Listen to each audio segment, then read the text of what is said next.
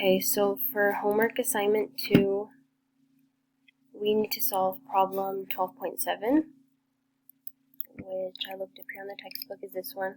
It's the same one we did. It looks like it's the same one we did for the homework. So I'm going to use the AASHTO rigid pavement equation, and it's going to be done through Excel. So I'm going to first start with what are the knowns that are given and just go ahead and start plugging them in. So modulus rupture of 650. Right here, 650. And then load transfer coefficient of 3.2.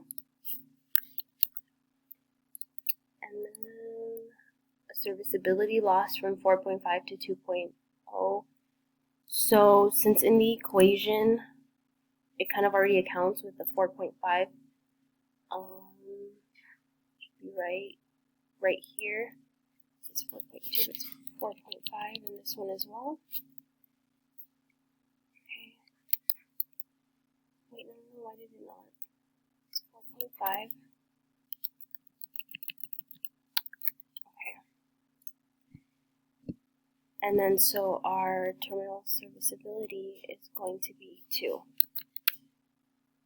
Because that we can assume that it is a less critical road. Okay, and then after that, poor drainage with 5% of time near saturation, so that's going to be used for our drainage coefficient, which will be obtained from table 12.20. So I'm going to look that up here. Well, first I'm going to look up, let me put all of the rest first. So I'll put it over here as poor, and it's 5% near saturation.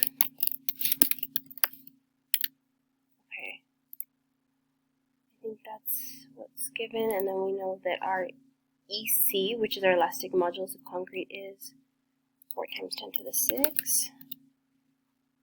And then our ESB is 30,000 psi. Let me put that down here in case we need it. 30,000 psi, and then our MR, which we'll need for K, is 5,000 psi. We'll need this one. We're looking for K.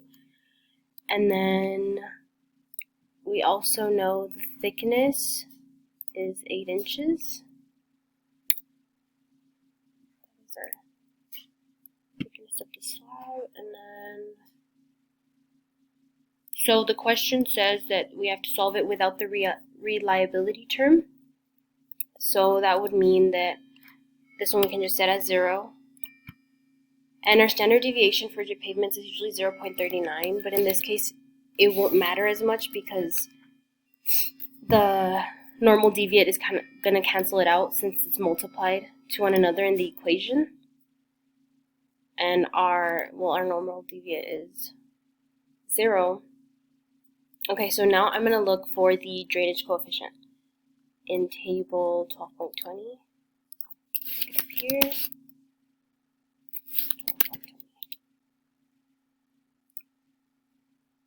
Okay, it's right there. So we know it's poor and 5% saturation. So these two columns both account for 5%, but since it ends here at 5% and here it starts, and the end and start are both 0.9, 0.9. That's that, and then now we have to solve for K. So we can figure 12.18.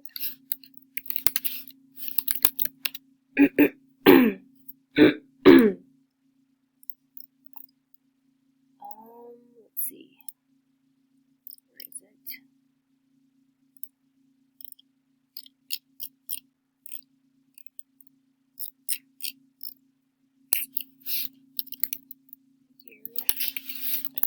I should write down the pages as well.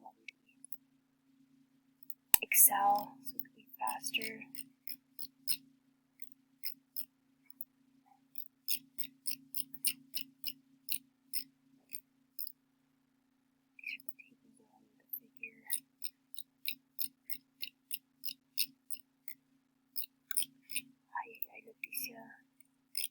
be up here. Oh, there we go. Okay. So I can show it bigger. Great. Okay, here we are. So we're going to start off with, we know that it is 8 inches, the sub-base thickness. So let's mark it. It's 8 right here.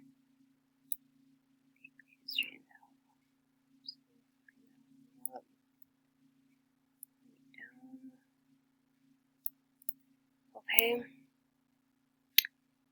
8, and then we know our MR is 5,000. We wrote it here. So do it all over again just to make sure it's okay. 1,000 is this curve. So right about here. Just draw a line. There. Looks about right. Draw that line straight all the way over here. And then this is the turning line, so we're going to go up there. We just started here. Right there we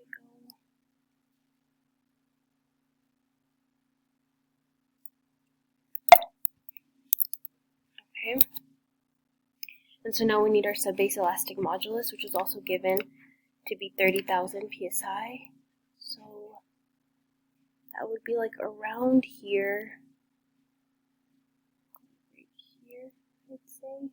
About.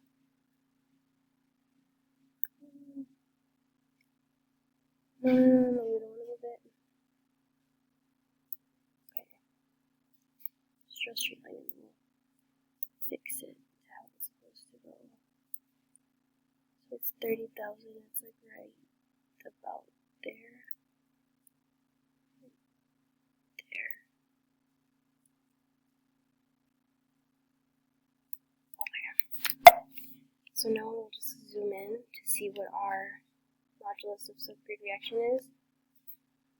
I would say it's like 350 to 375 about.